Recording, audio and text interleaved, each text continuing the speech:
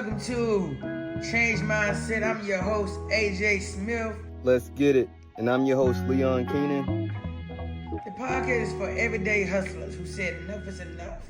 We're talking to comedians, content creators, bosses, risk takers who flipping the script and betting on themselves. And if you're ready to level up and get in your bag, this is your time. Tap in. Let's get it, y'all. Change Mindset.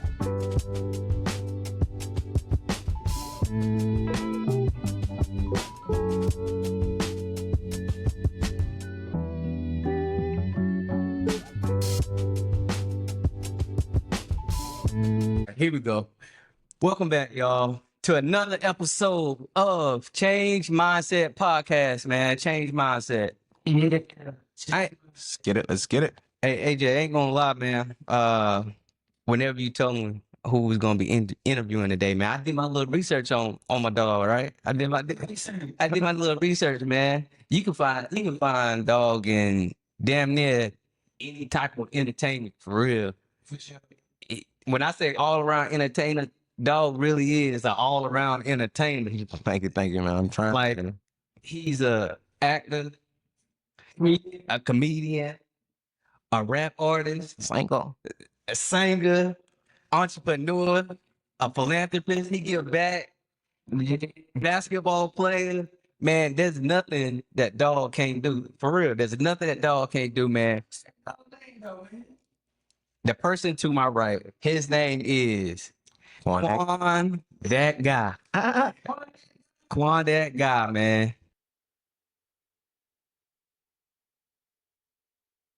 You said you're from the Carolinas, right? You came down here, you was in like 7th grade. Not 7th grade, you was like 7 years old. About first 7 years old, yeah. Okay. That's what's up, man. So my question, have you always been like, you always knew you was some type of entertainer or like? Man, since like 4th grade, yeah. I've been writing rap since 4th grade. Facts. But I knew I wanted to be on stages or just like be in a public eye since I was a little kid, yeah. Do you remember your first rap? Bruh, yeah. I to this day, this is the funniest story in the world. I have Wrong way. I have a elementary story. Shout out to Michael and Michael. I had two friends named Michael. I might be wrong about one of their names, but I could have sworn they both names was Michael. One was Jewish, one was black. And, we was the best of friends, a little trio. Tell me why, like, I had rap inspiration. I'm writing these raps. I'm like, yeah, this is what we're gonna do. So like, I come to them like, hey, yeah, we a rap group now. This is what it is. This is what we gonna do. Tell me why I come to them. This like I can roll like a whole page raps, and I'm letting them know they was fucking with it at first. He was just on some we rapping at recess. I come the next day on some serious shit like, yeah, this what you need to do. You need to come with your 2 raps tomorrow. You need to come with your 2 raps tomorrow. Like, it's homework and shit. The niggas quick so fast on me. It's like, yeah, man, we not straight to man from all. I'm talking about, yeah, I need 2 raps with you. And to this day, I look back on, I'm like, man, he was asking for shit that even adults would have had problems with. I asked for, it was basically what? 2 raps apiece, Mala, so 4 verses, 4 16 bars from 3 5th graders. I think that's crazy. You was already on businessman mode early. Playing with them. They weren't serious and they weren't trying to like it. Right. So, all right. So with me, right, I'm a comedian, AJ comedian. I've always been I was mischievous. I low-key got in trouble. I feel like all comedians low-key are mischievous. So were you like that as a little kid, man? Tell us about how Quan, that guy was growing up, man. Now, I definitely was a class clown. I definitely was, I hate this too, though, because it's so funny. I was definitely that bad, like, perceived as a bad kid, always smart, but definitely, yeah, I used to get in trouble, man. I hate to say it. I probably got suspended for 30 days every year in elementary school from 2nd grade and up, maybe 1st grade and up. Why is it? I mean, just getting into shit. Right, witty. So it's like it wasn't just regular bad. I would degrade the teacher in a certain way to where it's like, and not any real degradation, but just like saying little slick shit comebacks where it's like, hold on, he's not supposed to say that. So like, I never forget the first time, and it just clicked for me. I think I was in 3rd grade. And this is when I started getting like, I've always had an articulate, or like a little snappy. I come back quick. But yeah, she was just this was one of those first times you got one of those toxic teachers to hit you with that. I'm here for my check. I'm not here. I don't have to be here. Y'all need me. And I said, so what you here for? The money must not be good. It must not. I say, so if you're here wasting nothing, you mad at us because you got to teach us. I say, your money you must get I said somebody get a different job. Yeah. Then she sent me to the principal's office so fast. I was thinking, It was regular. I thought I was just being cool, being funny. She did not like that. I ain't gonna lie. Ain't like that shit at all. Like your mama, dad, what you right? So my mom, I hate to say it, my mom was a little strict at first, and then she got real loose with like with being a little lenient because I guess she felt like I was being a little too hard on him, and so it kind of fake worked. It didn't backfire, thank God. But like, man, we have a great relationship.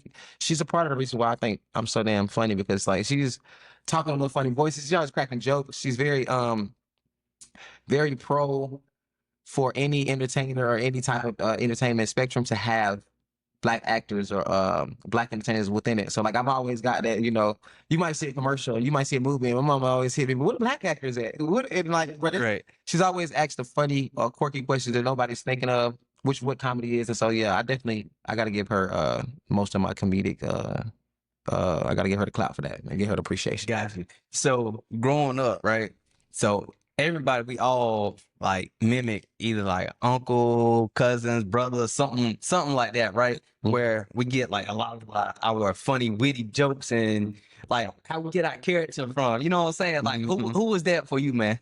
Man, well, Uncle is crazy. Shout out to my Uncle Tracy. But I would say for me personally, it's a combination because I've always soaked in or observed every different thing. Yeah. Every different things as far as media, family, and all that. So like one of the definite first inspirations was Jamie Foxx. Yeah, and that, sure. that ties into like the singing, the comedic sense. On that show, he's very situational funny. Mind you, he's a stand-up comedian. Yep. Stand-up comedy is different because it's being funny on spot. But like his situational funniness and just like same thing I was saying, those little snarky comebacks in the middle of talking. I used to literally just look for those open spots, like just to try to right. Make conversations. Just like yeah. So I definitely give some props to Jamie. And then it ties more so into some of my friends and my upbringing, like how we interact with each other. Okay. Inside jokes and stuff. So a little bit of everything, I would say. Okay. So when did you know that you could sing that you had this? Boy, that's so I think my singing came from emulation. I used to emulate so many people, or like I would say this is the craziest fact about me that don't nobody really know. I can low key I can like emulate a lot of people's voices. I wouldn't say I'm an impressionist, but if your voice is easy to emulate, or if I got because I used to have like a broad spectrum as far as singing. I used to kind of almost be like a soprano. God struck me dead. I used to be able to make glass busts. Actually, you ask my mama. Oh shit! No, But I ain't- hey, that's a claim now. That's a claim now, but I started smoking a little bit. I don't know if I still got that on the lungs, but nah, Yeah.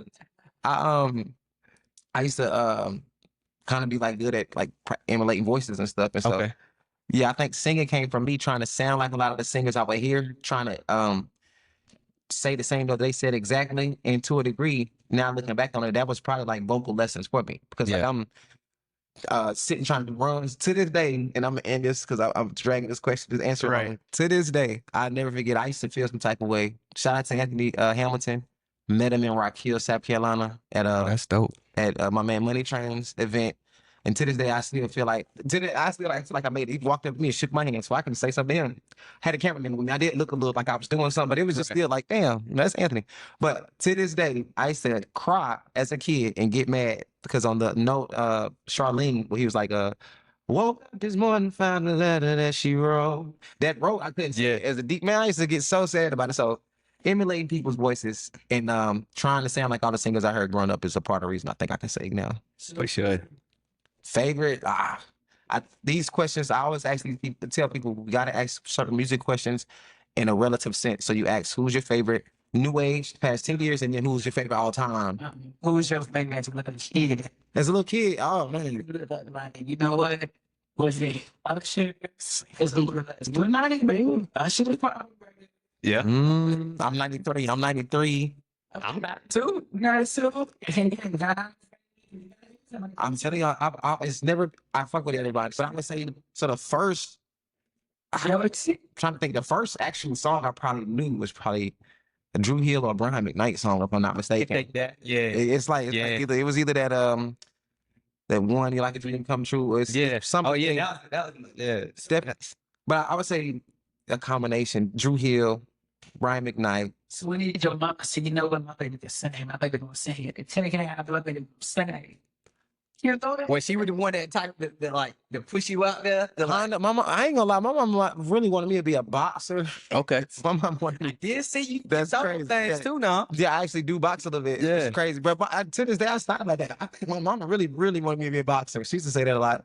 But she pushed me to do anything and everything. So like once she seen that like I was an active kid as far as like the arts, she's the reason like my mom would teach me, she was teaching me certain stuff before kindergarten and before I got to pre-K. And so she just pushed for me to be creative. I would give her a props for like creativity. And so that tied into me believing in myself and knowing that okay, I can do all these different things. And so normally when I would bring new things to her that I wanted to do or that I was doing, she would just back it, or she would just double down on it and you know, go for it and be like, yeah, you can. And so I give her a props for that. But specifically, I wouldn't say she pushed for it. She would just see that as soon as I'm serious about something, she see it, then she would push. Right. She all gas on whatever you like. She would never give me an initial push, but she would like let me choose. Yeah. So I give her props for that. That's what's up. So I did see that your first group that y'all came up, that your first group name was Trill. Trill set. Trill set, right? Michael and Michael with the two Michaels.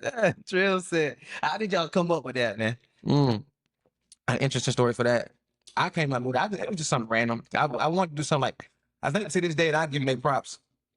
Trill fan might have had something to do with it because I think the Trill, that word was just popping around that time. Yeah. And I think Trill fam had, because it was another, like the big rappers that kind of took the Trill name. They had a lot going on with that. Yeah. But set was just something like, you know. Yeah. So Trill set, I don't know what it was two different words and I put them together. And this is what gets crazy though.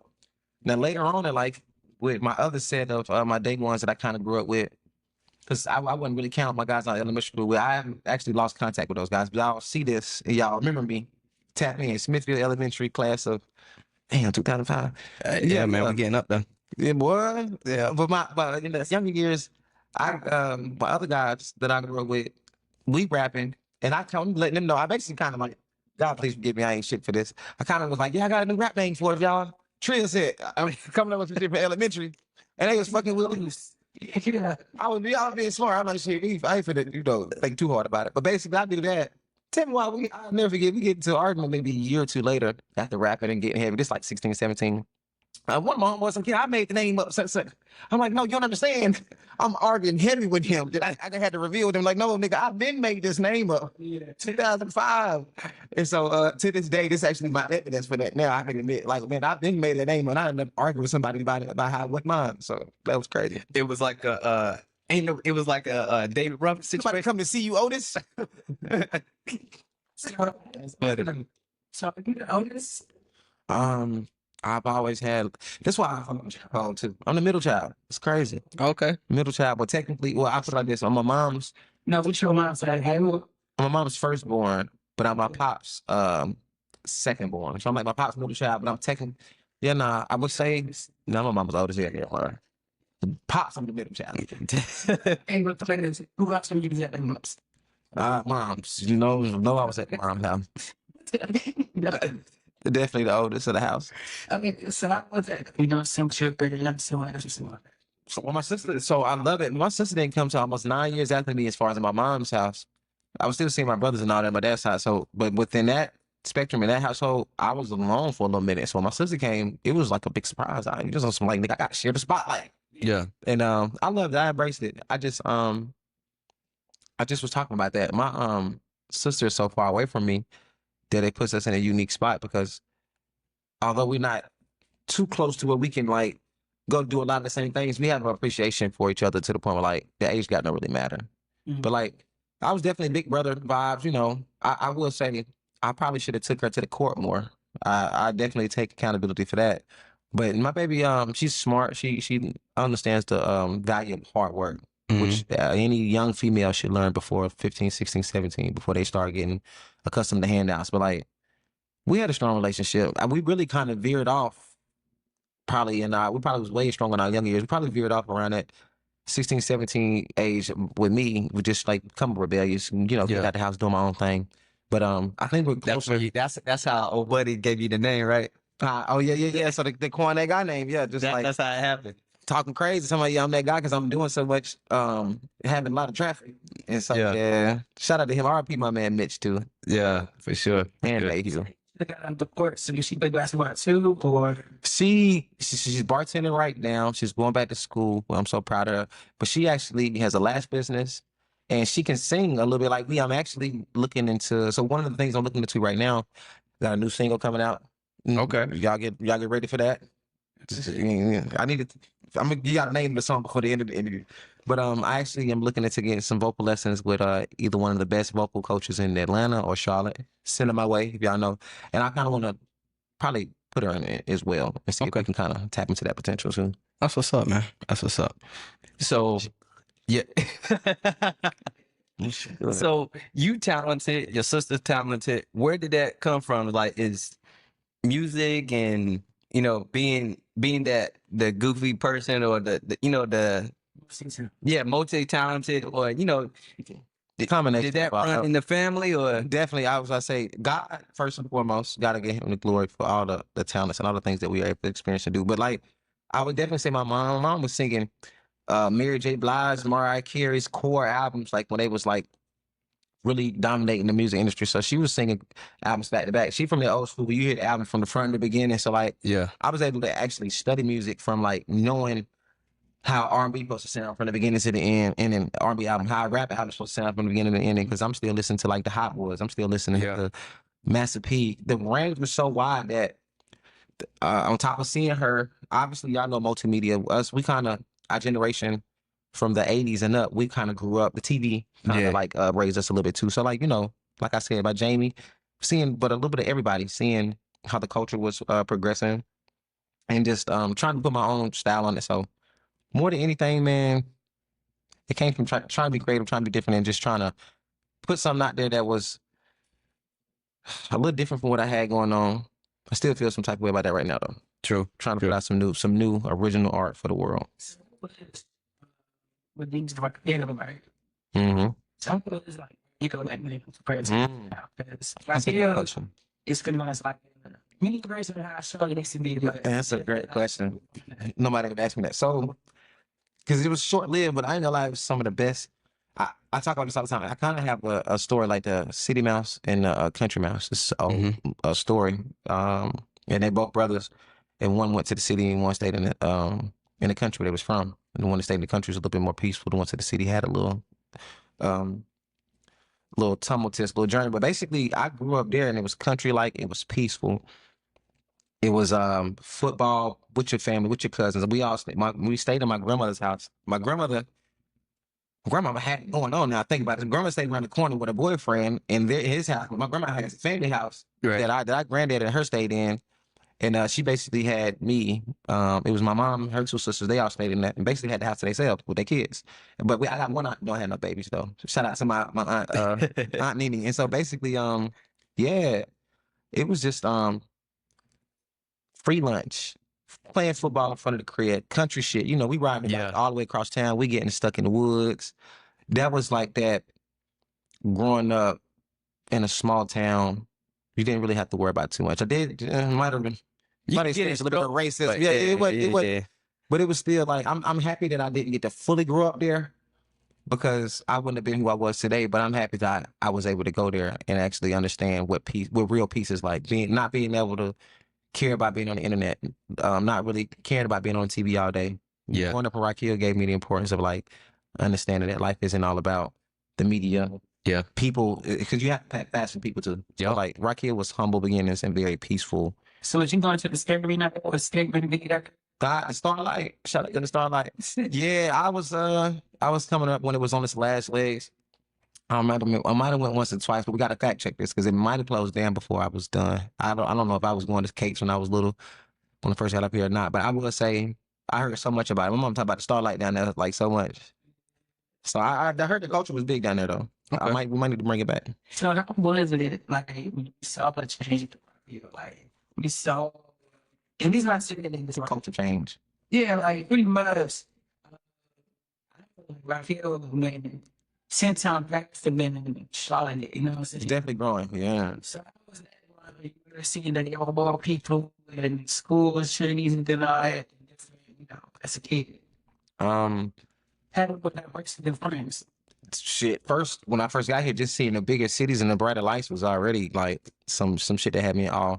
But I was fighting the first week I was here. The kids was harsher. I seen off rip like, okay, this is a totally different environment. You know, Yeah. like I literally I fought the first day I got here as far as in the neighborhood, but like the city, so the neighborhood was bigger. When I realized like the neighborhood I'm walking in, I'm used to walking around in that vicinity to go like to the woods to store and come back, and I feel like I did a lot of that with that same surface area was like me walking in my whole neighborhood, Southside Homes one time. So like I realized it made me think bigger, but I think my biggest culture change is when I first got, it was like a school dance. Remember I got here 5th grade going to 6th. Mhm. Bruh, my biggest, I might have got here in 5th grade. Bruh, my biggest culture change is like going to like a school dance and seeing like, oh shit, like the city people are totally different. I just Yeah. think like, as far as the mentality, how they talk, and then just how to carry themselves. But definitely, you going from if you're coming from Rock Hill, and you're in the 5th grade going to 6th, and you get to Charlotte and you go to a school dance in the hoods, black school in Charlotte, Turn up. that's the craziest culture shift ever. Yeah, I want to get back really to like your like some of your talents, right? Did you start it singing first, or you started doing comedy first? Like what? I know basketball was #1 because you started basketball at a young age, but I talk about this all the time. I'm glad you're saying this. This actually might be an intervention. So I've been speaking on like I have a large basketball following. They're kind of getting big within the basketball world, and so that seems to be what most of my audience is. But like I've been making music since I was in the 4th grade. That's one of my first things. The comedy came into play with me writing a stand-up comedy set in like 7th grade for the first time, and me wanting to like really take it seriously. And so like I wrote a 5-minute set and aspirations to go to Charlotte Comedy Zone. Shout out to the Comedy Zone here in Charlotte. Like just watching, looking at posts and seeing stuff on there. And I started putting 2 and 2 together, like, I can do this. Okay. Cause that was at the time I differentiated like, okay, I'm situational funny. I'm funny in a moment. I'm funny in a room where no matter what's going on, I work the crowd. Yeah. Funny the anecdotes, but I put 2 and 2 together. Like I have to be situational funny. I mean, I have to be on the spot funny and stand up funny. And so 7th grade is when I started like taking it more seriously. As far as the comedy, that's when the comedy came into play. So 2007, the music was probably 2004, 2005. Now basketball itself, which is crazy about all this is, remember, Rock Hill's a football sport. Yep. I've been one of the best wide receivers, I think, ever from Rock Hill, but yeah, and Rock Hill is a football. Man, I really feel like Rock Hill that's what I say. is a football spot. I probably would have been a football player, but stayed in Rock Hill. But yeah, I didn't start playing basketball. This year gets crazy.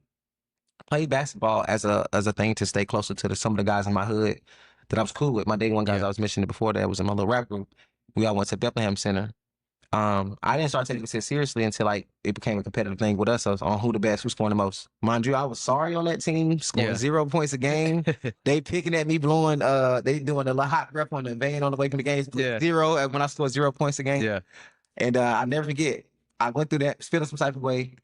And that put that battery in your man, back. that next year I worked my ass off. I got so good. I think there was like 13 going 14. I dunked my first time when I was 14 in a game at University City. What's the University YMCA? What's the name of the University YMCA? That's in that's by Is it? It's not Downey. Sugar Creek or the Down is the one uptown. Yeah, it's basically by right beside the Outback, by the Outback and the Rite Aid. If you Charlotte, you know what the YMCA I'm talking about.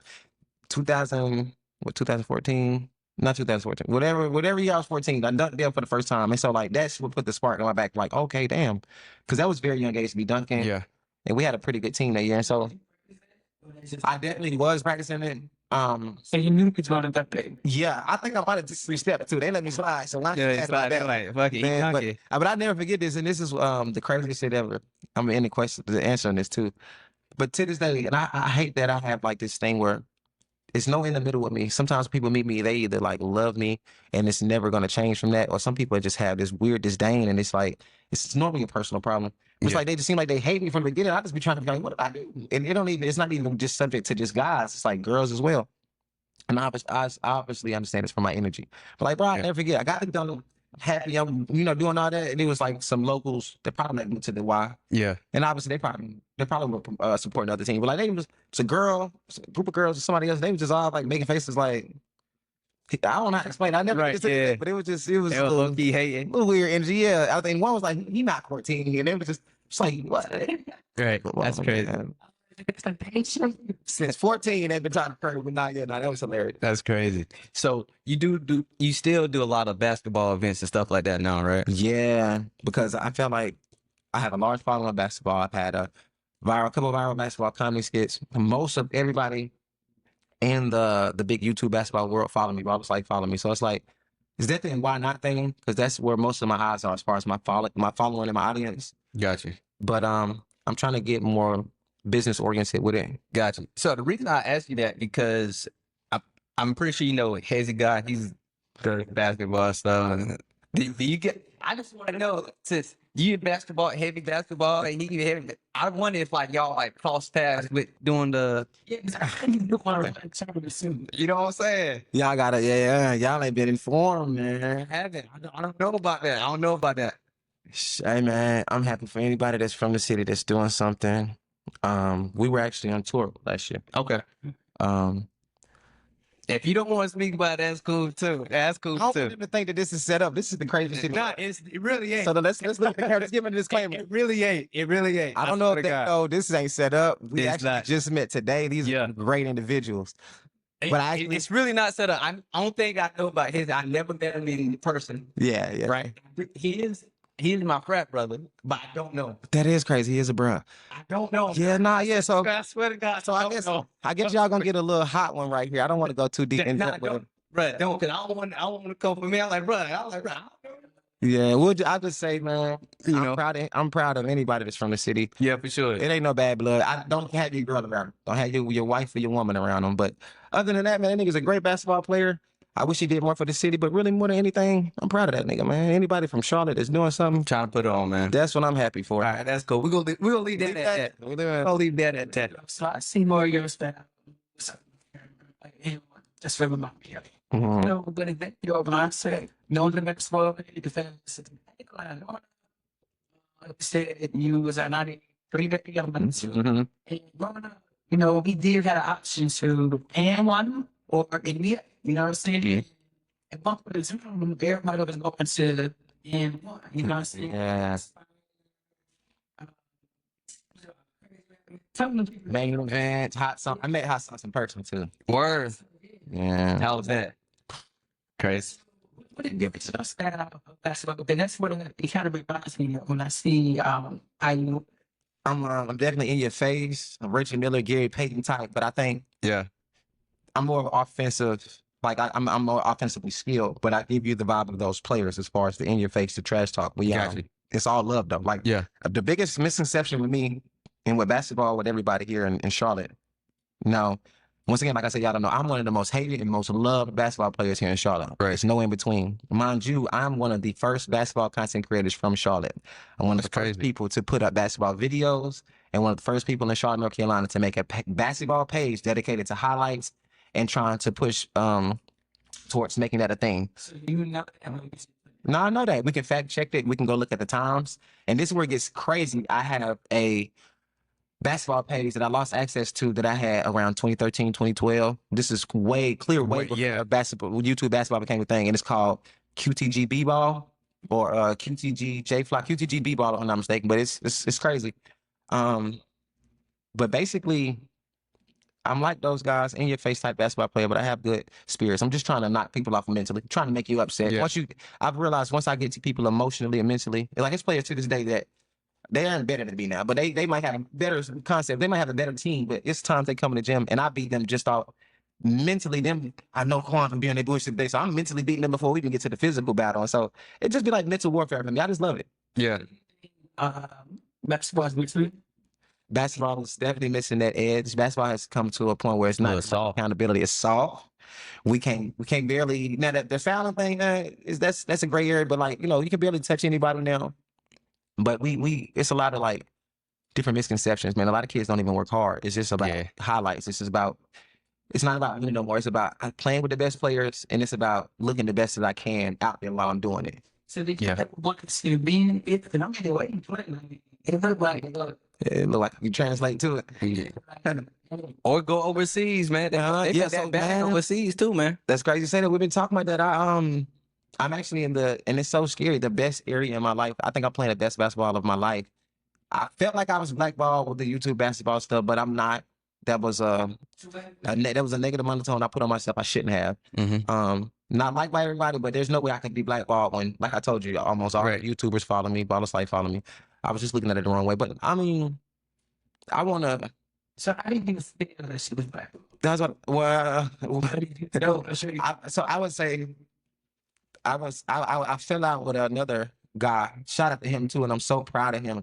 He's been a great father right now. He's been winning a lot of games. I fell out with a guy named Cam So Smooth, that's from the city as well. And it's like so weird. I have like this Jeff Teague. Like I'm a part of like, all like historical basketball fucking stories here, or somehow, or like Right. connected to somehow to somebody, something. Yeah. But like we talked years before he blew up. He blew up through a connection with a guy named D. Frigga. Shout out to D. Frigga, one of the biggest basketball content creators out there that's creating jobs and opportunities for people. And he needs his flowers, so I'm giving it to him. But like he blew up through opportunity with him. And I don't know, we just fell out from some minor bullshit. Something that really didn't matter. I felt like at the time he was basketball team? definitely I definitely beat him twice. And we was like just like the little bullshit like. And I want to say the bullshit. I'm trying to downplay it, but we ain't finna do that. We played like 7 twice. We was talking. It was heated. But I don't know. I don't even think he cared about that. I don't know. I just felt like it was crazy timing. But we fell out about him not inviting me. And I might have been a little entitled with it. But I was just feeling like, because he had popped. This was around the time where I hadn't really popped all the way. But like, it's just known that Quan is that guy. But like, I don't know. I might have been entitled. But I was just something like, bro, you ain't been invited. What's going on? Right. They had like the big YouTuber link ups. And we fell out from something like that. And so after I fell out with him, I fell out with Next Chapter, who he signed to, about them having an event here. And we had talked prior, and I thought they were gonna like have me as. And once again, it might have been a little bit of entitlement. I can take accountability for that. But once again, as a man, I take with somebody where it is. If you said I'm gonna be something, you said I'm gonna be Right. somewhere. You said you're gonna do something. As a Right, man, I hold you accountable to do that. And so we talked prior about me coming.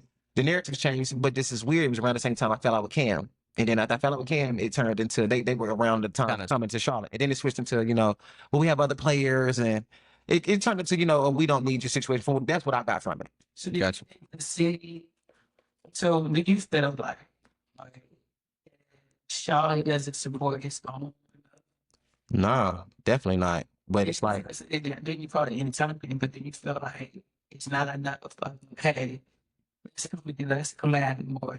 oh, definitely. There's people in your own backyard, in your own city, that's almost, if not more talented than the people that you don't know, that are strangers that you support. What's crazy is so we interviewed K Escobar, shout out to him.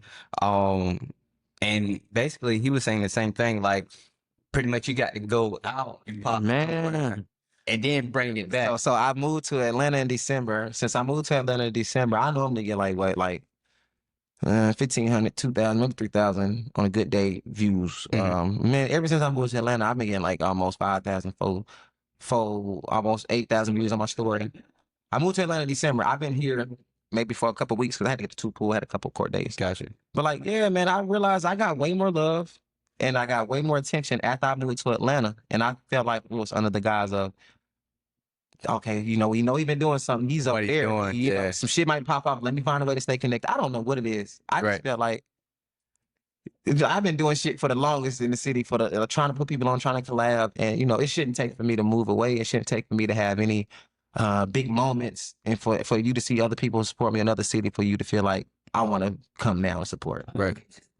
But do you think that Charlotte just not? Yeah, you made it in the minds that honestly because Atlanta. and Charlotte got a lot going on. Yeah, I don't want to say. But Charlotte, we went from We progressed. to now Definitely. we got close to 1 million people in here. You know what I'm saying? So it just pretty much Atlanta has this culture, and Charlotte's the time. So you think it's just a mindset what we don't? Or we just say, hey, give it a attempt to compare on I feel like, so I don't want to say Charlotte's behind, and I don't want to say, I really hate to say it like this, but I'm just going to come out with it. A lot of our gatekeepers and a lot of people that are on the forefront of the influence and the decision making here in the city aren't making the proper decisions, and they aren't putting the proper artists and creatives in the forefront to be shown for the city. They pick and choose. They do favorites. There's normally a lot of nepotism. A lot of these people that are the biggest or top 10 most popular people in Charlotte are the cousins or the nephews and sons of some of these big CEOs, these executives, these other older people who hold positions in Charlotte for decision making. So part of the problem is that Charlotte doesn't gatekeep the proper way, even though I don't believe in gatekeeping. But it's like, if you are going to gatekeep, at least put motherfuckers out there. So like, you can't be mad about the fact, you know what I'm saying? Like, I hate to say it, I've been putting in hella work, putting out hella great music for years. And to a degree, I take accountability for, like, let's say, maybe I didn't do the marketing in certain areas or whatever the case may be. I can take my accountability for it. But like, I just had a viral moment that y'all might not know about. I was just on Charlotte Lit page. And I had people hit me with, you know, bro, this your moment, you know, you made it, such and such. And I'm laughing, you know, because it was a negative attention moment. It was one of those, you know, all publicity is good publicity moments. But like, one of my homeboys hit me with something, and I didn't even think about it like that. He was like, yeah, you know, niggas been coming to me talking about, you know, Quan made it, and, you know, such. And I felt like, nigga, you've been doing this for years. What is that talking about? And I was like, damn, you right. I ain't think about that like that. Yeah.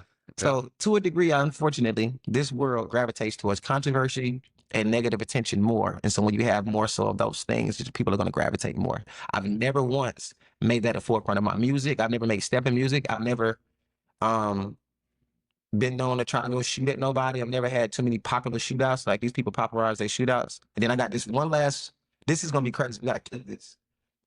Normally in any city right now, to any degree, if you're dick ride, the most popular crews of guys that run that city as far as emotion, and if you're paying for pussy with all the most popular girls in that city, you can go up in the ranks of popularity. That's crazy. I never once did that in Charlotte as well. But I know everybody. I know all the, you know what I'm saying? So that's crazy work. yeah. Crazy work. Dick ride. Pussy now, so. I ain't never paid. No, but I was talking about this. I've done what we call the figurative way, where you're figuratively paying by. Yeah, I want to go out something to eat. You know what I'm saying? I'm smoking my weed with you. That's paying. I'm drinking my liquor. You're going to have a good time. You know what I'm saying? Yeah. You know, that, you know, we don't count that as paying because I wasn't going to eat in your face, smoke in your face anyway, because I was raised right. Facts. But like, yeah, no, I ain't never money in hand for this sexual act right here. Like, we're not doing that. I'm not doing that. So, what was it? That's the sense. I'm sorry, sex workers. I love y'all. I used to do content, so we can relate in that way. I deleted all my videos though. Okay, so you also have been in your time. Yeah, man. Let's really get into it. We're gonna get into this because we just so it's different levels of crash outs, different tiers. I was a recoupable crash out, or I was a salvageable crash out. I was normally just gonna crash. We was gonna fight. what's that? A salvageable crash out is the type of guy where, like, I might fight faster than I'm supposed to, but I'm gonna try to shake your hand afterwards. I'm gonna try to take you to the hospital after I beat you. Like, you know what I'm saying? Nah, you know what I'm saying? Look, I'm gonna beat your ass, but I'm gonna make you okay. I'm one of those guys, like, because, like, you know, we come from the era where we all had anger problems. We didn't have mental. Yeah. But no, what it is though, what it is though, cause you said you born in 93, right? 93. So what it is, we was born before the era of our era knew how to take an ass whooping. Yeah. These young, cause we gonna try to fight. I'm trying to fight your ass. I gotta get this done. Fight. Yeah. Every day we gonna fight till I get my one. So yeah, these kids now, they straight to the strap. You beat me up in front of everybody, all these girls. That girl, I'm like, oh, you gotta die. That's the first thing they think. Bruh, just fight, just beat them up tomorrow. I was saying the kids nowadays go to the extreme. She go help you. No, you're not gonna go shit. Yeah, because I'm trying to shake your hand after, because it was a moment of anger. You gotta think, you know, it's some warrior shit. To a degree, men back in the day used to almost fight to the death and then realize, you know, we're angry. You did this out of anger. After you fight, get that anger out. Some men would shake hands, become the best of friends afterwards. We lost that core value of knowing when to let shit go. Back in the day, we could fight, and then 2 weeks now, hey man, we playing basketball together. Yeah, you know, some of the people, and shout out to my man Reese. Shout out to my man Reese that live in California.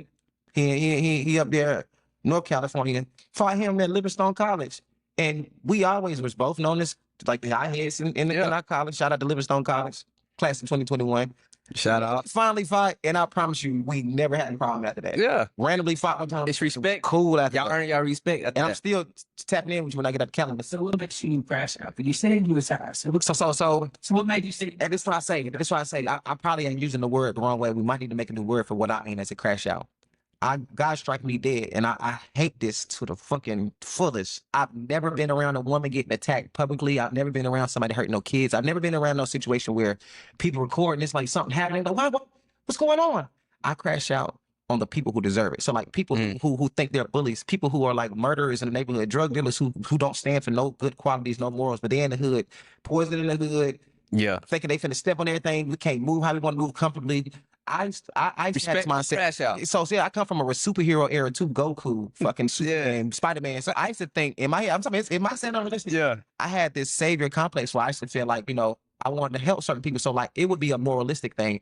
When I see that you weren't a good person, your spirit was wrong, your energy was wrong, it made me want to hurt you. And to this day, I still have that. So you get on Libra. Definitely. So it wasn't crash out. It was like justice. I had a thing where I just, if someone right, I hate to see somebody get bullied. So it's like, Yeah. So you know that. hit that close on me. Yeah. So it's safe to say that you was the protector of your household, like with your mom, your sister, and everybody there. You was the big brother, the everything. Like, Definitely. if anything go on in this house, like y'all wouldn't have to answer to me. So don't get stupid. Y'all have to answer to me. So do you got any? Wait a second. Do you have any kids though? I have 2 babies by the same lady in South Carolina right now. She had a 3rd one though. I don't care. I put out my business out there. I'm like DMX. I'm like what's that other celebrity that just don't care? I'm gonna always care Kevin my Gates don't business. care. He don't care. I always say DMX, and it's one more. They're the most humble celebrities ever. The people talk about them like to the fact, like no matter what situation they're going on, they're gonna be themselves. They're like, Corey Holcomb. she had a 3rd child, and we don't know if it's mine. The baby don't look like me. I ain't gonna lie. I'm trying to get a test. You got to get that tested. My first got square heads, all dark skin. This baby light skin, round head. I don't know. Oh no. But then we get addressing now. I'm talking about I don't care. It's other people out there that are saying that they have children by me. All I say to this is no responsibilities as a father. Let's just get these DNA tests out the way and let's handle it. Cause So you know, that's father. yeah, like I come from a single father home, and no disrespect to my pops. It's very unique. My father, in my opinion, and he can disagree, and his side of the can disagree. I don't give a fuck. He wasn't really there up until like I was like 16. And I wouldn't say that. I take that back. I forgot. I got like 2 spectrums to the story now. When we get older, we find out the bullshit with our moms as well. And we got to take that into accountability. And we got to stop holding a lot of that shit against our fathers. Yeah. So I'm not gonna say he wasn't there. He was trying to be there. My mother didn't provide the proper space for him to be there. And although I don't agree with any man giving up, I can understand when it can be hard. It can get tiring. And so like, because I put 2 and 2 together. My baby mama did the same thing that my mom did to my dad. And I was like, damn, my mom moved away.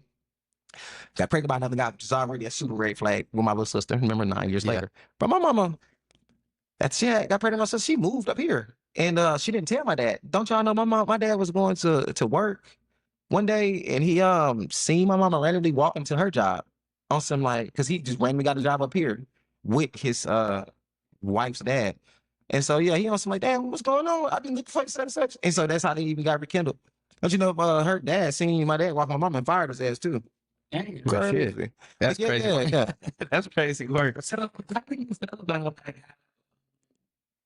you were saying back in my day? Seeing now That was definitely a thing. now see more it's like so that's like was that important to you as a kid? I think no matter what I'm going to the kids, I'm going to Still be there. Hold on, before I go for work, shout out to my pops though. Bailed me out of jail at 16. You made me get off that crazy shit. You know what I said? Yeah, that's what I said. Everybody said it came from my life. Yeah. I gotta give him his props because I started to realize you be giving 2 sides of the story. Mama ain't always an angel, but also daddy ain't always a demon. But yeah, That's fact. dad bailed me out of jail at 16, made me go to summer school in Seneca, South Carolina. And if I hadn't did that, I wouldn't have been able to play high school ball at Kennedy Charter, one of the highest scoring high schools in the nation and charter schools in 2013, which also laid the foundation for me to even be a YouTuber. So shout out to him, my Big man. shout out to him. Shout out Big to shout my out man to for him. even, and that's a little hard to come and get a 16-year-old, Yeah. wrangle him up and make him listen anyway. So, but Yeah. to answer your question, what was your question again, girl? I'm high. What I think important to you to be active because you see the trip out the day and you see what I can see. Definitely.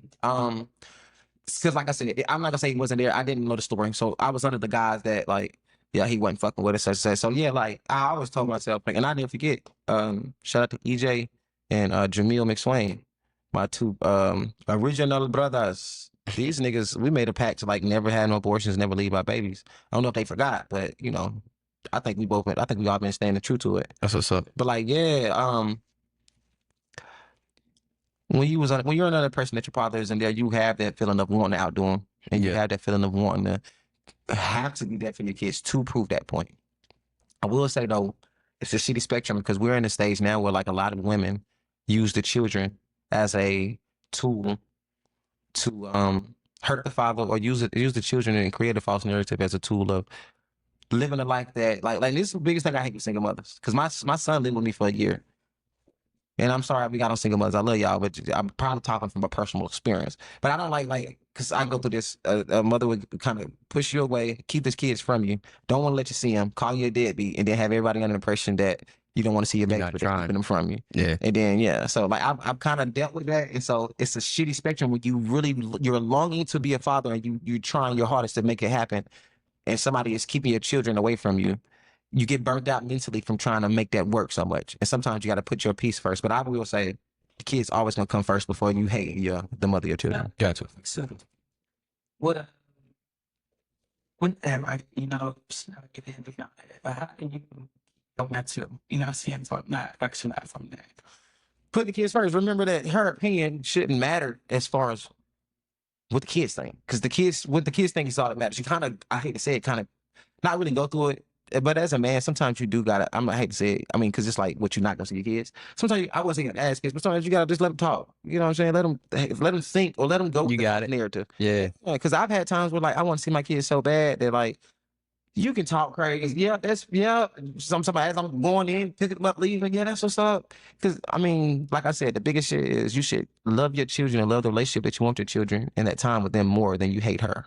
Yeah. A lot of people hate the mother of their children or the father of their children more than they love their children. And so it creates a separation. Got you. So I want to talk about, right? So 16, your pops got you out, bailed you out of jail. You went to summer school, all of that, right?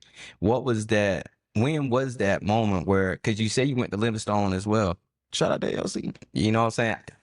I went to Elizabeth City, so it's still in the CI. Yeah. It's still in the CI, so it's still in the CI. But so when was that mind, that change of mind for you, where you like, you know what, I got all these talents, let me put them to use. So when was that? When would you say you created that mindset? I can't wait to make my life a movie. I got a lot of crazy different happenings. Low key, it was so my father, let me move with him, but Yeah.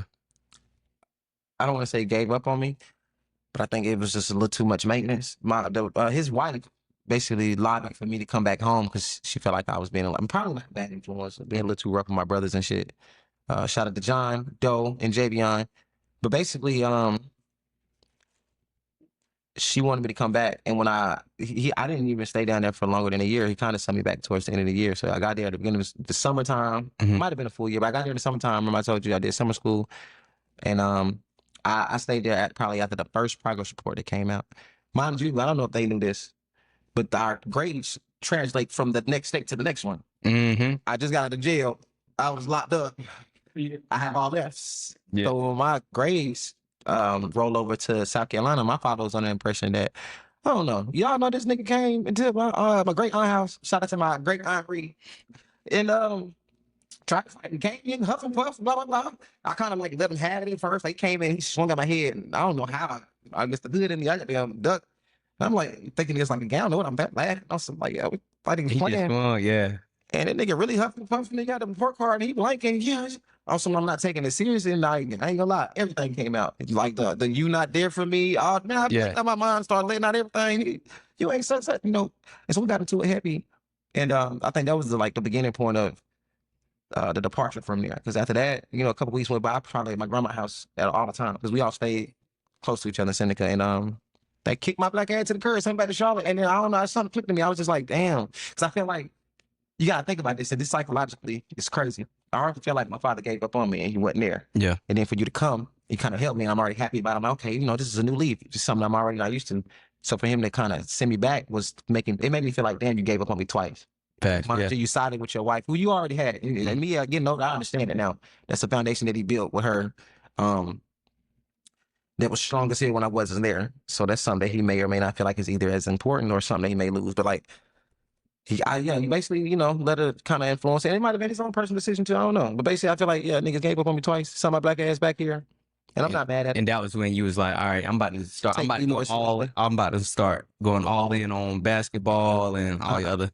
Did you settle better? Like, did you ever express your feelings to the, and this is why I said it, right? Because I know if I heard saying this my days ago.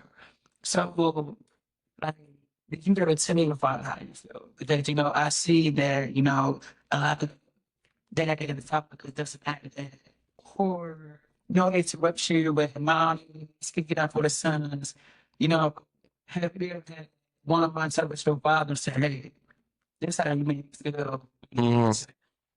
I'm trying to in tidbits. I don't know if it's been received properly. So I talk about this all the time too. We as people, we need to stop. Like, you meet somebody, you about to talk to somebody, you about to date somebody, and you can tell them all the good shit about you. Yeah. You don't sit there and tell them, well, actually, when I get mad, I shut down. Facts. When I get mad, at times I like to just leave. And so, I had a situation in which, like, I shut down, and I don't know if he received it properly. And so, we as people, when you speak about something that you care about, something that's important to you, if it's not received properly, you either not going to bring it up again or you'll feel scorned. And so, if I'm not mistaken, I think I brought it up maybe once or twice. It wasn't received properly, or I might have not been hearing what he was saying as far as his feedback properly. And so I might have just took it as him shutting it off. Because I think he kind of opened up. He was letting me know, like, the problem in my mom's and shit. He was telling the truth. But from hearing both of their sides, it was just a little bit of bullshit with both of them. You know what I'm saying? Yeah. But yeah, I definitely think. So you making sure that even my son had that communication. Hell yeah. Me and my son talk about anything. Well, we close. Well, my brother. Nah, but I will say I'm trying to get there with I wouldn't say I'm trying. I've said some shit to him, but I'm real big on, like, when I see you, we gonna get it. We gonna get there. But, like, also as a man, I'm 31, man. You get to a point also where you start to feel like, and this is horrible. Because this is remember, we come from that stage where you throw shit under the rug. Mm-hmm. I don't know if it's from that or just me just being burnt out from it. I feel like shit, let it go, man. What am I going to do about it? But, we as people, as children, we always want to want a relationship with our parents. So I do need to let him know that. I just hate how life works. Yeah. So say I blow up, like I'm going to blow up within the next couple of years. Hopefully A to B list. We can do C and D list, but fuck it. It would be shitty to me and to my development as a person if he wants to try to get closer and talk to me about all those past things and try to talk about the things and the feelings that I've been trying to speak on afterwards. You get what I'm saying? Yeah. So that's my only thing right now. All right. So getting back to your talents, right? I want to know, because you do basketball, comedy, and rap. Which one gives you peace? Which one do you love? And which one gives you satisfaction? Satisfaction from basketball, definitely, because basketball is a build-up sport. You have to work hard to get to a certain point to be good. And so I definitely can say me building up the skills that I've gotten me and to be as good as I am now, it is so satisfying to see the work that I put in. Like I told y'all, they used to put a 0 on it. Yeah. So satisfaction, basketball. What I love the most, I get goosebumps when basketball is being played right, when I have a great team. I'm not playing with nobody that hates on me. I have a bad thing where I play with players who don't like to play with me, who don't like my game, or like I score 2 or 3 points, they start to feel like I can do that too. Right. But I understand you. If you can score, that's cool. Well, at least I'm hot right now. Let me get these 8-7 shots out of my system first. Yeah. Before you try to have I can do a 2 contest. But I love the feeling of like when everything's going right on the court. And the last one was what?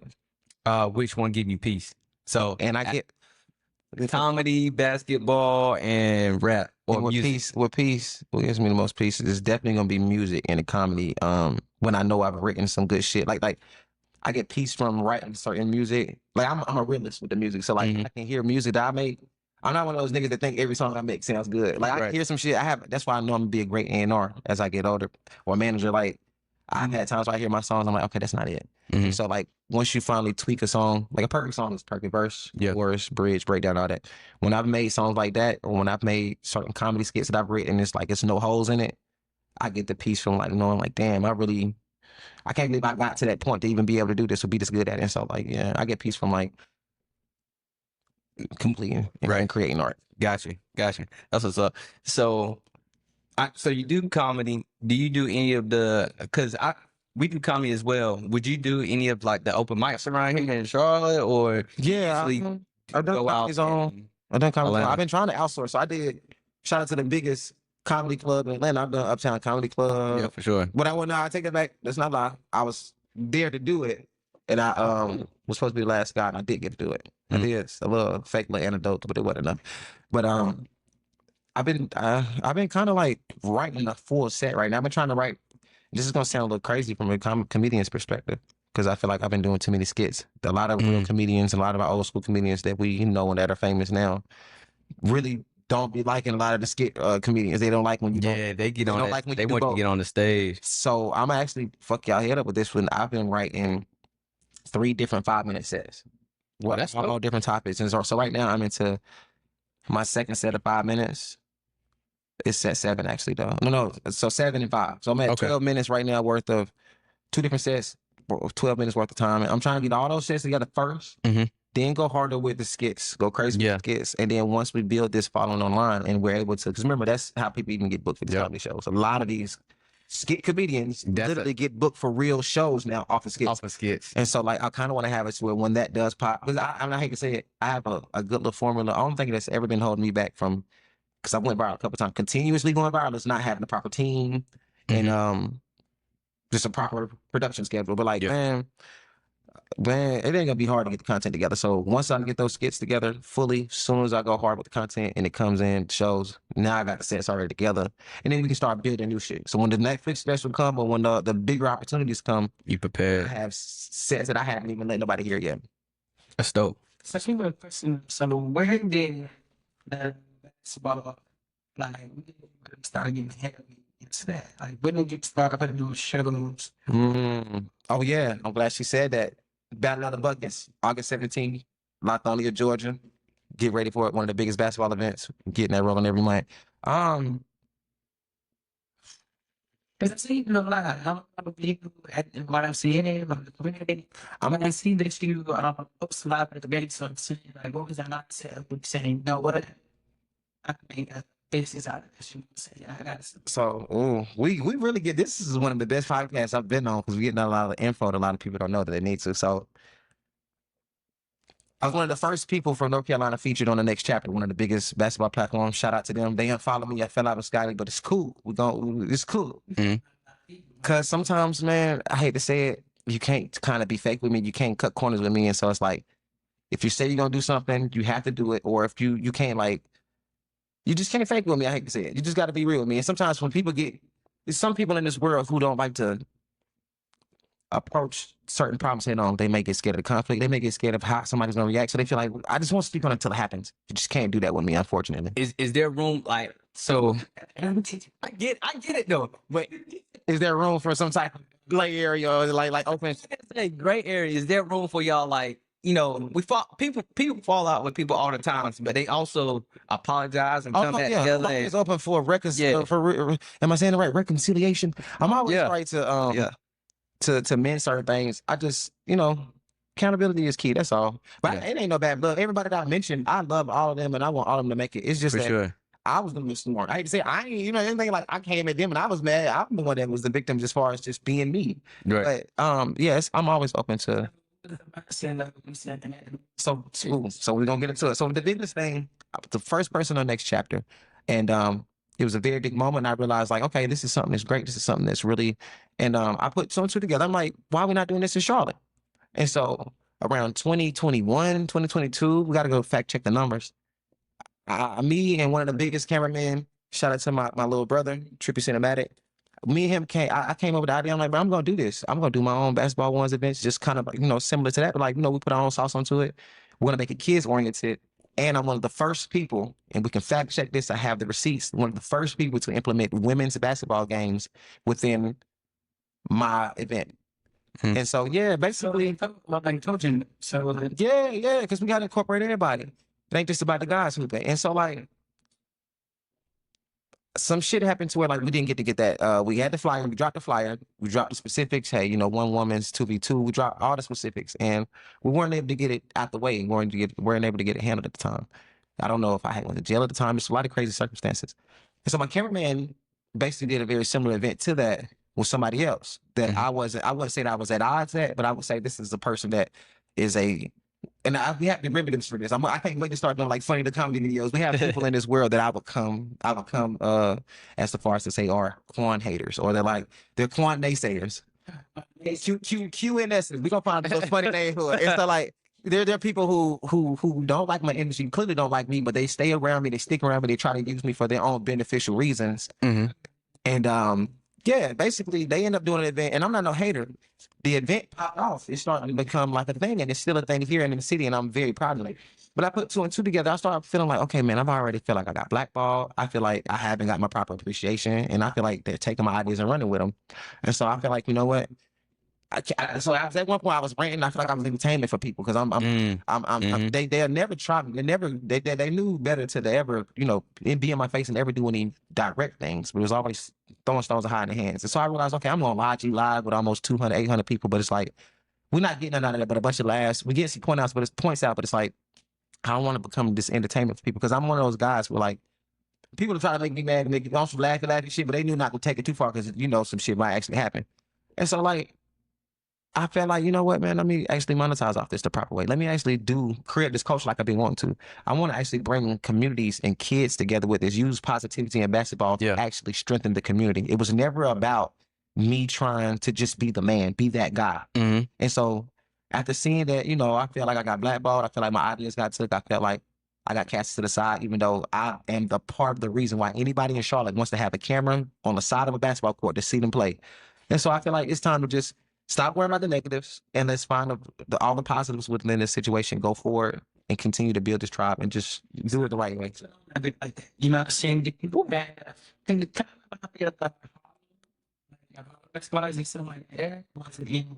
so, and I love it. I'm glad that you actually discussed this because this mine is going to differ from everybody else's 1v1 showcase or 1v1 event because it's not even specifically that. I'm about to say, don't give out too much of the sauce. Yeah. Give out too much of the sauce. Oh, no. Well, we're doing it on the 17th, so it's going to be hard for y'all to just come out. It's going to be hard for y'all. But remember, you can't never duplicate greatness or originality. But basically, we're going to do some 1v1s. We're going to have a females game with it as well.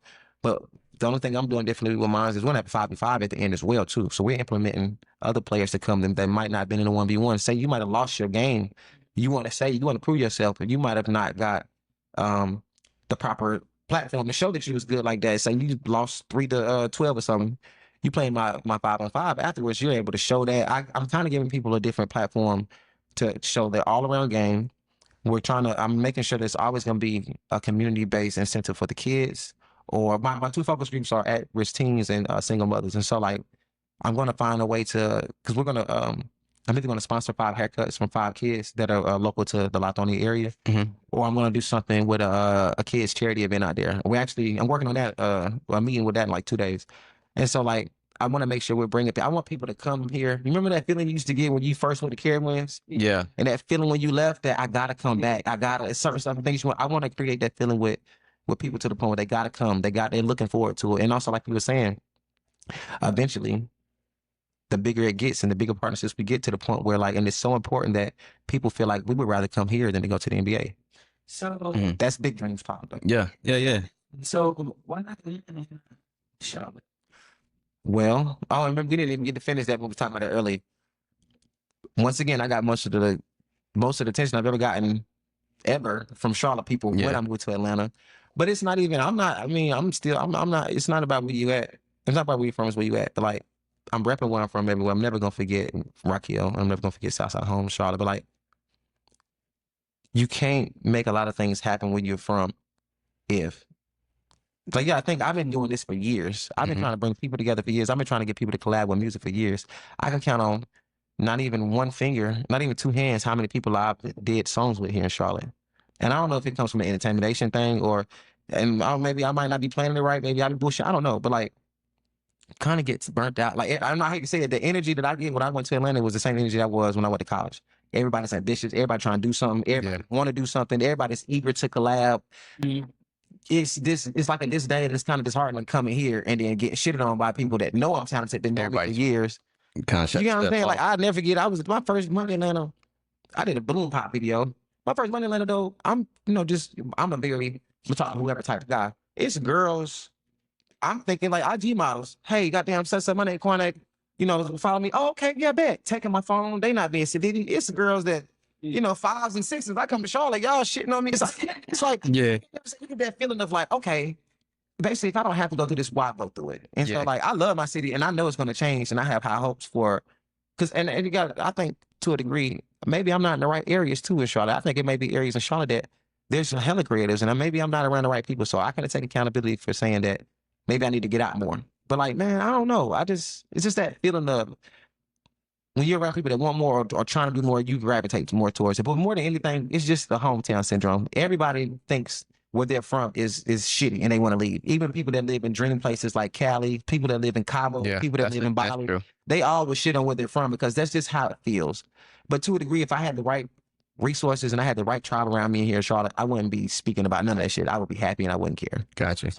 So how did you So after I realized, okay, man, I gotta stop bullshit. I gotta do this. It was some other extenuating circumstances as to why this is happening again too, because divine signs from God, I feel like made it, come to fruition. But like, man, I can book the gym. It's what the hefty price to book the gym. You gotta book these players. I'm getting company sponsors on before. I got. Oh, because I'm like scouts and all that. Yeah, I'm basically I am the scout. I'm the one that's setting up the players. I'm the one that's setting up the games. I'm honestly, I hate to say it, it's crazy actually. I'm kind of doing everything myself right now. But it's not too crazy. It's nothing I can handle. But yeah, you got to book a gym. You got to get the players. You got to get other business elements around it. So I'm doing the food concession. So I'm not going to have any food vendors, but I'm going to try to have some fashion vendors. I'm going to try to have some people that have some physical products, whether it be jewelry. I would love to have Change Podcast come. Oh, for sure. And, one of my biggest things I kept saying, I wanted to have a podcast come and record an episode during the event. And so I would love to have y'all there. I want that. I'm going to have, so it's going to be at a church. Shout out to New Breed Ministries in Lithonia. Very prominent church. Pastor Lawrence is actually going to give us a prayer in the beginning. The man who I'm renting the gym from. And so, like, I'm actually trying to script this. And I'm actually going over the whole overview of how things going to go from, it's going to be from 6 to 9 or either from 7 to 10, probably 6 to 9. I'm literally trying to get it to where it's going to be like a whole original plan. Like, we're coming out with crazy stuff, different things. Like, when my mom say, she see all the stuff that she got from used to get, a spell, like spending from time like what did she say? I know she did Quan and these great things. I hate to say it, and it's gonna sound crazy. I don't think she's seen the full capacity of it yet. She sees bits and pieces of it from her. I think it's kind of her eyes are opening more to it now because she's kind of more on the phone. I wouldn't say she's on social media, but she's been on YouTube, but she's starting to see me more on YouTube. But like at one point, I hate to say, my mom said her ways. We got to talk about this more. I have parents, and most people have parents that are like old school. A lot of parents feel like that social media shit ain't real work. And so a lot of times you have parents who feel like, if you ain't got a real job, I ain't really trying to hear that internet shit because a lot of them really like internet anyway. You ain't punching no clock. You know what I'm saying? So like, and so like, my mom was in that mindset for a long time. And don't ever get discouraged. Anybody watching this, if you have those parents who feel like, and it gets sad sometimes too, who feel like your life don't matter unless you got a job. And you ever notice when you're working, your parents seem like nicer and you're not working. So like, they just set their ways. But like, I love the fact that now, like, it's been people who will come up to me, like when we out in public and ask for pictures and stuff. And so like, I think she's seen a viral skit one time on TikTok. And so like, she's starting to see like, okay, he's been doing this for a minute and I see that's going somewhere. And it's not even like, I wouldn't say it's on a fake love type shit, but it's like, she sees the seriousness of it now. Mm-hmm. But she's definitely supportive. I've been one of the things she likes to do the things that are like more like I'm a sustainable gardener. One of the biggest things that I'm going to do is own some land, and she's very heavy on that. She talked about that like basically. I've been gardening about 5 years. Okay, it'll be today, like COVID. But I'm a prepper, definitely COVID, but not more than anything. I'm a survivalist too. More than anything, I'm gonna fuck y'all head up with this. I'm dropping all my gems. I'm saying all the shit I be saying when I talk to different groups of people. Conversation. Yeah. Remember when all the tissue was gone during COVID? Yeah. How do y'all think things gonna be when all the food is gone? Same shit. So if we as people aren't sustainable, first of all, we as people in the society in America are too dependent upon the big market stores. Yep. Depending on the government. So if you you flip the scenario, if the food is going the same way the tissue is going off the shelves, it'll only be a matter of weeks and months before people start to ravage and pillage and pirate each other. And I have this theory, man. You got to get to land. You got to get away.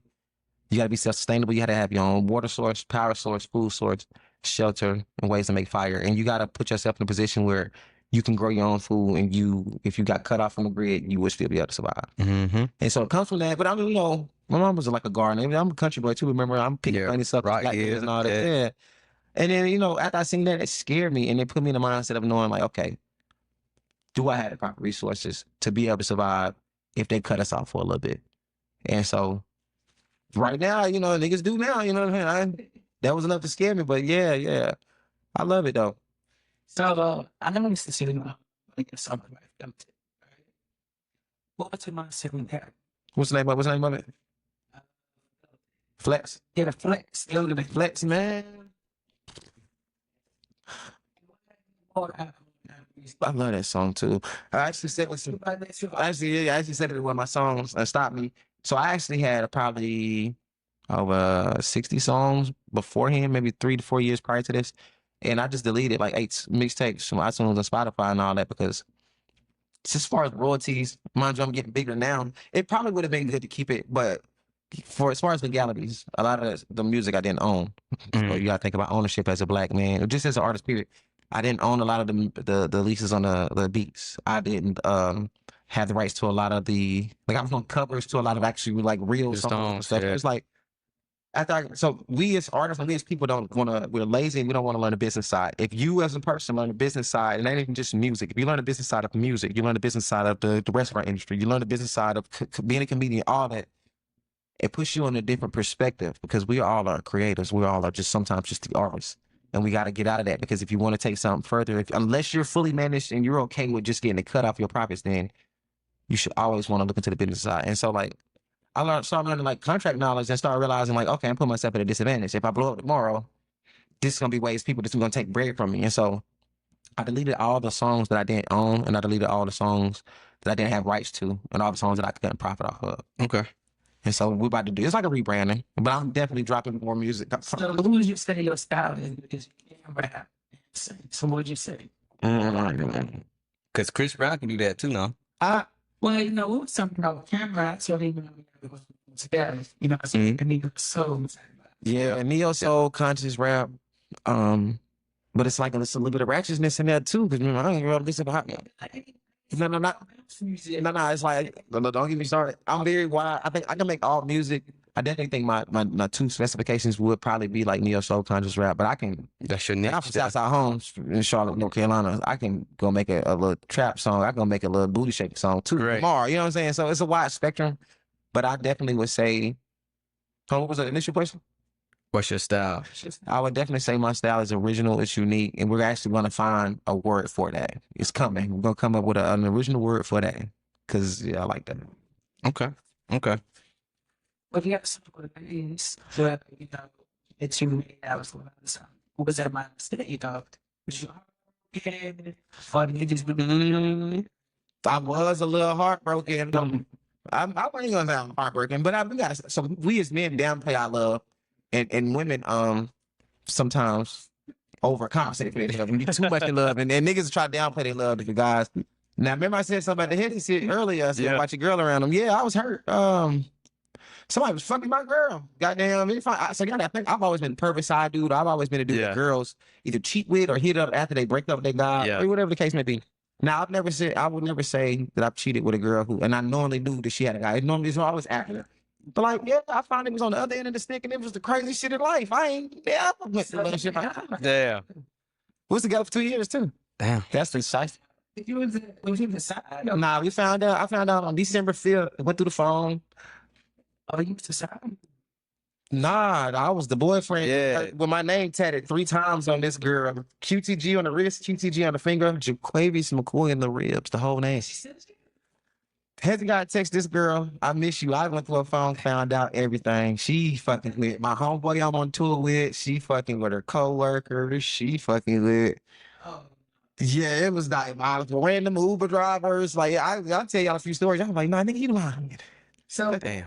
what was it like? You do like missing or something? The phone?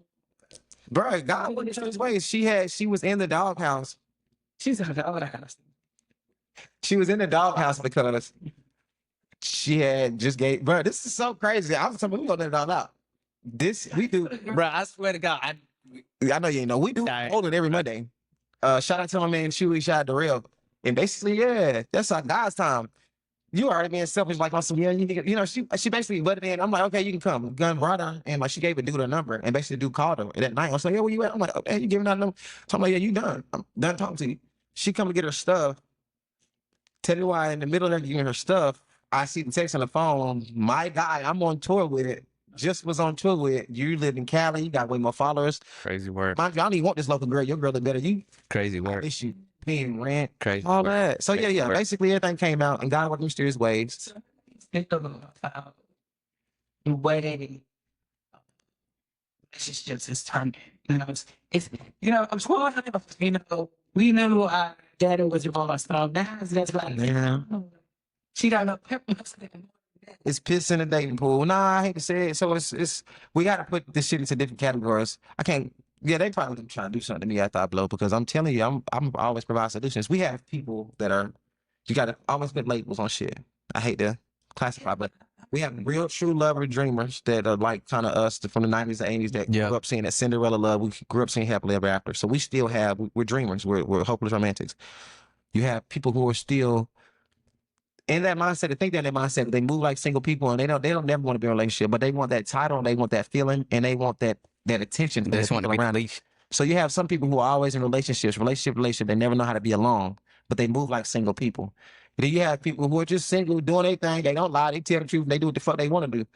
I've been in that spectrum for a long time. That's why I'm mad, because I tried that relationship shit to backfire, but basically, yeah, we have. And then like we can get these new age motherfuckers who want to do a little bit of all that shit and then be weird, kind of step down, want to be gay sometimes. Like it's like Right. so like we kind of the dating pool is just too many people that aren't compatible, or too many people who aren't on the same IQ level, talking to each other, trying to make it work after the red flags have already been presented. Full or now women are taking my hey, that's what I'm getting dirty and low, just like the bucks. No, definitely. Men are more feminine, women are more masculine, and that comes, it's positive and negative to that too. It comes from men not being able to display the mental health and not being able to be open and vulnerable. And so now that we have the space to do that, we're doing it. But some men or some people may overcompensate and you know, and then it comes, and then women are more masculine now because women come from a time where y'all were not getting equal pay. Y'all come from a time where it was literally a thing to beat women, and that shit is not cool. And it was literally a time where women were second rate to a lot of the benefits and a lot of the things of the world and the resources of the world. And so I love the fact that women are empowered now, and I love the fact that women aren't taking shit no more. That's the part of the positive, the masculinity that they've gotten. But it just gets toxic when the think like a man mindset comes in and you want to do the same thing that a man may or may not do. And, you know, and that's subjective. I don't even. Okay, so I'm just asking a question. How do you feel about the 50?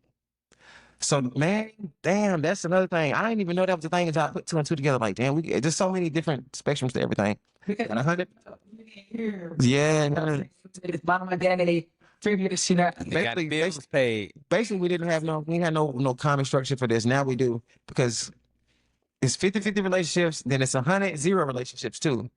Mind you, our history, and we come from 100-0 relationships where the man provided everything, the woman cooked, she cleaned. They was on some frontier shit. The 50-50 came into play when women got more power and or when women were able to work and help and provide a little bit more. But like in actuality, it's so shitty because you will never know which one is right for you. And even if you know which one is right for you, it'll be so hard when you get somebody who likes you and realizes they want to be with you, but they might not be a 50-50. They might be a 100-0 type person and want to be taken care of fully, but they don't want to admit it to you. And so they could be under this fake 50-50 because this is like most people out here only cheat, or most people are just comfortable with somebody they have. They might have a little love with them, but most likely they're comfortable and they know that nobody's going to take care of me like you are. They So settle. they'll lie about almost anything or some of the most key important things and stay with you. And like I talk about this all the time. I call it the 10% relationship theory. You got to have 10% of a lot of different things to equal a relationship. Most people have 10% common interest, 10% maybe a little bit of trust, 10% of we like some of the same things. And then like you don't have the other 10% of loyalty, faith, commitment. And so like y'all never talked about what's your definition of hustle is. I call it my definition of theory. You don't know that his definition of hustle is sitting in one spot, making some calls, busting some jibs on some scam shit. And her definition of hustle might be going out and going to go get it, beating your feet. You get two people like that together, not realizing they ain't talked about everything. Right. They getting fucked and everything cool, and now they just feel like we compatible. And so yeah, it creates problems. Everybody out here lying to each other and ignoring red flags for the temporary fulfillment of feeling good, and then when shit get real, it backfire. Damn. That's truly what the problem dating is now. So what would you give advice for the young man when it comes to young entrepreneurship with the basketball? Like what advice would you give Know yourself first. A lot of us put unrealistic expectations on ourselves, or sometimes a lot of us put unrealistic goals on ourselves. And you're like, you don't ever want to be a person that, like a lot of us, everybody can't be an entrepreneur. And a lot of people can have a working mindset, but have an entrepreneurial motivation. You got to be real with yourself. You got to know what you're good at first. You also got to know what you want to do and know what could change within what you want to do. But the biggest advice is to discipline yourself. If you don't discipline yourself, if you can't if you can't tell yourself no, you'll never be able to accomplish anything in this world ever.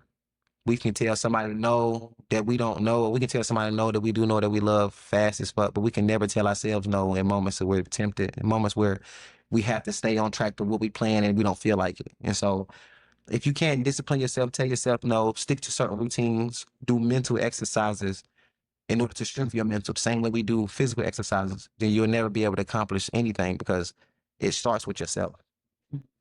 And if you have a handout mentality, if you think that somebody's coming to give you a check because you're so talented, or if you think that all you got to do is just wait for somebody to come and see how good you are, you're going to wait forever. That was good. That was good. All right, man. That was the question for the last. So at the end of each podcast, we ask a question of the last person, right? Mm-hmm. So the question for you, right? We all go through trials and tribulations or whatever. Looking back over your 31 years, what life lessons you learned that you would give another young black man so that he won't fall in the same traps that you fell in? Definitely what I said last. Tell yourself no. Yeah, that's all I'm about to say. You kind of answered the question. I love this one. You have to live your every day as if you were going to die tomorrow, and you knew. Mm-hmm. And within those 24 hours, what would you really do? What would really matter? Gotcha. And after you get that together, make sure you have that covered, and then you can go into the wants. But the needs are always going to come first. Gotcha. Now it's time for you to give a question for the next guest. If you knew you were to die tomorrow, how would you live your life today? If you knew you was gonna die tomorrow, how would you live your life today? I gotta type that down. That's a good one too. I might have to put that. All right. So what can people find you at? Y'all can find me on every platform at QUAN That Guy, Quan THATGUY, Quan That Guy. Also, this is a collaborative episode too, Getting By With Quan That Guy and Change Podcast. This is my podcast page, Getting By With Quan That Guy, food page, Eating Food with Quan That Guy. And I got something different rivers, comedy page that these guys that be featured on very soon, Quan So Funny. And obviously Battle of the Buckets, August 17th. That's going down. That's Find us there. It's my basketball page. Yeah. No, definitely. I just said August 17th. August 17th on a Sunday. So that way everybody free. Now I'm gonna ask y'all a question, man. What inspired y'all to want to do a podcast? You want me to go, AJ? All right, man. Listen, so I've been doing comedy since before COVID happened, right? And I would start doing comedy in Fort Lauderdale, Florida, and then move from Florida back to North Carolina, and then I don't know, man. I just was kind of fed up a little bit with the comedy scene for real. I didn't feel like enough people was getting enough outlets, you know. So I ran into AJ, and me and AJ, we hit it off. You know what I'm saying? Like we been together like brothers and sisters since we was younger. And yeah, man, after that we was like, bruh, let's do a podcast, bruh. Like Well, let me be honest. So I asked a lot of questions. yeah. I said, there's a podcast, and That's a fact, yeah. I'm always curious, you know what I'm saying? I'm mysterious, you know what I'm saying? I'm always an open book. And so, yeah, what you said for performance. Yeah. And that's the crazy thing. We both of us have a child if we get concerned with it. Yeah, fact. Yeah, I forgot that. I forgot all about that. And, I can regret it the best time ever because When the baby get here, we ain't gonna have time. not also saying this. I never been in this situation, you know. I must say it in my better baby voice. So this is my first time getting on maternity, so I'm getting paid. Mm-hmm. Oh, you can't beat that. Yeah. So that's me about me. For me, we had two things that I was interviewing questions and all that, and but it was pretty much both our idea, but it was me saying, hey, I'm in sales and Yeah. I'm curious about what people do for it. And I just like show the readings a base where our audience and our people from the Carolina said, hey, that's what Cindy Mama said. I saw that the job boy there and some people fix and I said it became my mindset. From Carolina, we don't have a lot of opportunity, we don't have a lot of people to inspire us. So platforms where that's where we can meet that. And I ain't gonna lie, piggyback on that. I looked at, for me, my standpoint, I was like, I was all in when she said it because I was like, bruh, ain't that many podcasts in North Carolina that's spaced out of North Carolina that I know really that, you know what I'm saying? Yeah, after it got inflated, yeah, definitely. But Yeah. as far as the big cities, it's definitely not. You know what I'm saying? So I was like, bro, I think we can do it. You know, we was a little timid, low key, a little bit, because it's a lot to set up. It's a lot. Definitely. It's a lot to set up. We were like, fuck it. It's gonna be a trial and error. Like we're gonna learn and grow as we, you know what I'm saying, as we get this thing going. But you know, it's going good, to be honest with you, man. The city is changing, and then for me, it's just like, what's everybody's mindset? You know, the shot. You know, Yeah. it is a vast world city. I left 2015, so it's not where it is now. So for me, it's just like, hey, I'm the second person, but what was your mindset to move to Charlotte? You know what I'm saying? And I got one more for y'all. Yo, what's up? Maybe one more. What is some short and long term goals for y'all for the Change Mindset podcast? Oh man.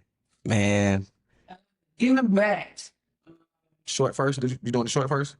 that's long term. Okay. Long term, people back then, that we both work for small cities. You know, I'm Yeah. from a county with less than 800 people. Mm. You know what I'm saying? And he's from Pink Hill, North Carolina, Duplin County. Shout out to the 252. Where you from? yeah, I'm from rolling up on. Okay. You off small towns and shit. Yeah, man.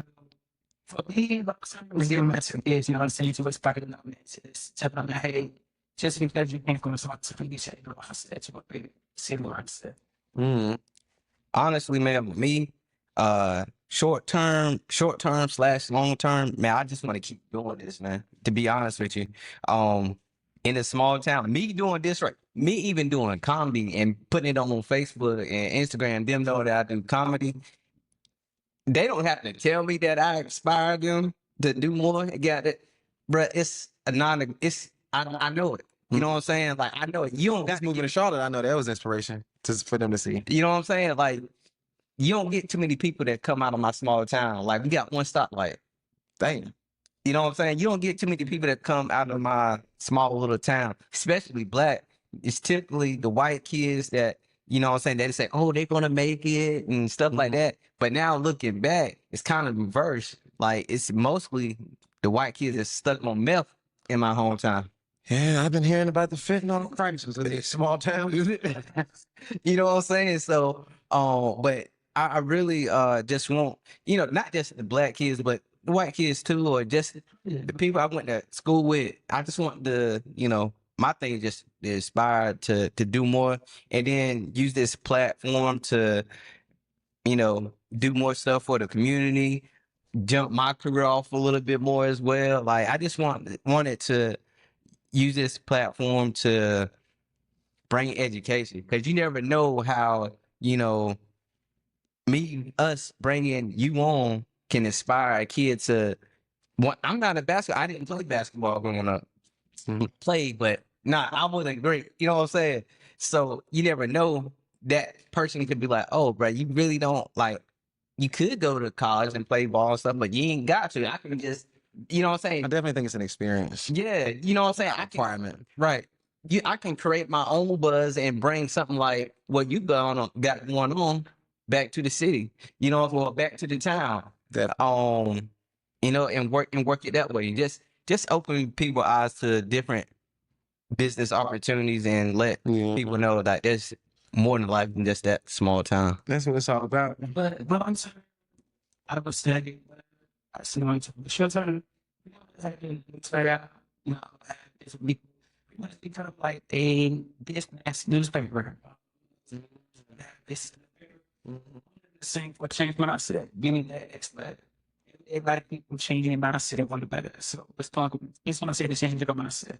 Yeah. Facts. It's up to the biggest stars. I think it's up to the people that's racial. You know what I mean? Racial mean that. And that's still in it. Yeah, because I'm still hungry. I'm a superstar, but I'm still hungry, right? Yeah. I see me stepping up because that's what. I'm gonna stay. I'm talking about I'm still like it's gonna change. I'm gonna stay even after the check comes. But you know what I'm saying? What I noticed for my is that I'm on a person that I can go to or connect to say, hey, it's different people talking about different ways. I can change my mindset or I get to a bad. Definitely. Y'all don't stop. Y'all gonna have something big here. I definitely want to push two things. Y'all get some. I want y'all to get some hell of a merch. Yeah, for sure. Merch. And then we probably can collaborate if y'all want to. But I think we will be great with doing a master class on teaching kids on how to start their own podcast and everything that goes into it. And kind of like doing a class would be like give them some informative information and show them how to set it up. And maybe give them like some smaller incentive items to lead with that day. We definitely talk about that. That's obviously I've been thinking about doing that, but it would probably be better to do it together since we both had podcasts. Yeah, for sure. Cut costs, goddamn. Yeah, right. Y'all know as I know as creators. Everything comes to a cost thing after you get the plan together. One question I forgot to ask you. What position did you play? See all. Definitely all of them, but I never got to play the position I wanted to play until I started getting real good. I always want to play point guard, but I'm a shoot guard at heart. I got the grace of God. I technically was tall early, so I got to play like the 4 or 5. I got the post work early, and then I was able to advance and get the handles. I don't know, in probably every position, but primarily 1 and 2. And what was your high school? I was trash in high school. I was bad in high school, even though I went to the best high school in Charlotte history, in my opinion. Shout out to the 2013 and the 2012, 2013, 2011 Kennedy Charter. And what was our mascot? Kennedy Charter Eagles. But I actually didn't get like the basketball love that I deserved until after. So you, I was always good. I just was. You didn't apply yourself in school. Yeah, I didn't apply myself properly, and so like I didn't start actually caring about being recognized as being seen, or start realizing, okay, damn, I'm good. A lot of people ain't saying it, so I didn't start caring until like when I told you I started doing the content stuff because I started realizing, okay, damn. You're hella good. You're not, really, and to a degree, let's not forget this. I really started doing content because I used to cook some of the biggest, like, #1 recruits, some NBA players and stuff that would come through Charlotte, and they would act like it didn't happen, act like they didn't know what was going on. So I started putting two together, like, okay, y'all not giving me the proper recognition. So I started recording everything. And so, yeah, that was really a part of the reason why I even started becoming a content creator, because I was just like, I'm cooking. Yeah, like I'm not cooking y'all. And it's like, yeah. So as you said, that you actually could like. I cooked a couple of them. I know on camera, Montrez Harrell, but I wouldn't even say my version, I cook because we regular people. You played in the NBA. If I give you buckets, I gave you buckets. I gave NBA. Yeah, play buckets. Yeah. We was going like a little. It was like a little back and forth at the pro am. But I'm trying to think. I can cook Seth Curry, and it's on wax. So yeah, you see this? I love the Curry family. Though. I'm a Curry fan. Yeah. I have right now to this day a signed rookie Curry card because I went to Dale Curry camp. Yeah. One of the best camps in Charlotte in JCC. But when I got older, I ended up playing against Seth Curry a couple times at the Dow YMCA, and we was going at it. This was like when he was in Liberty on his way to the league, and yeah, I'll never forget. He gave me a lot of clout because we was going back and forth. I'll never forget that. And niggas were talking about that for years. But it's been a couple people, bro. Don't see him everything. Andrew Wiggins. I ain't really do too much in that game, but he came gave us 40. Andrew Wiggins came gave us 40 and kicked each other. But he was in the kitchen too. Oh my God, he was cooking. But nah, yeah, it's the list goes on. I need to make a video about that. Well, what was your style? Basketball. Everybody gets about it. She reminds me story.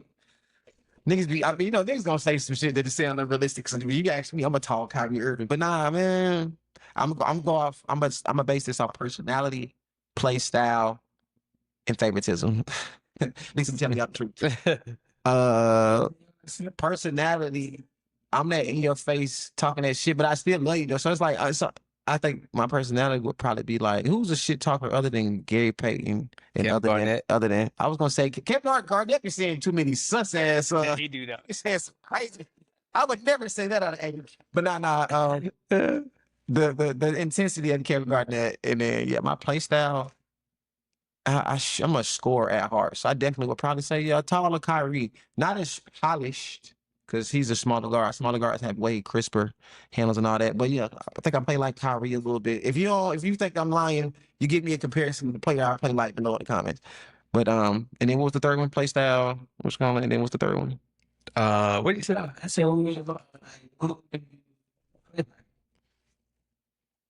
The favoritism. Yeah. But if we talk about like, I'm like a Jimmy Butler. Man, that's the problem. Jimmy Butler and Russell Westbrook, like, remember when everybody was talking crazy, like they was the problem, whatever, then they went to different teams, and seen that they wasn't the problem at all? I got that. I'm definitely the Jimmy Butler of Charlotte when it comes to basketball. Like, where like I'm hated, but it's like niggas know I'm good. They don't want to admit it. Right. Kind of like, reclusive, but I know everybody. So yeah, definitely. I'm the Russell Westbrook, Jimmy Butler of the Charlotte. Kanye West of Charlotte. Okay. You hate it, but you love it at the same time. Yeah, but the secret is this: stop emphasizing on the haters and only shout out and talk about the supporters. Because if you only worry about the positive, you got no time for the negative. Facts. Hey man, it's been a good podcast. Appreciate you coming out, bro. Go eat. Thank y'all for having me. Seriously. No, for sure. do y'all want to see more of us together? No, yes. Yes. Well, we see y'all next week. Peace. Tap in. Let's get it, y'all. Change mindset.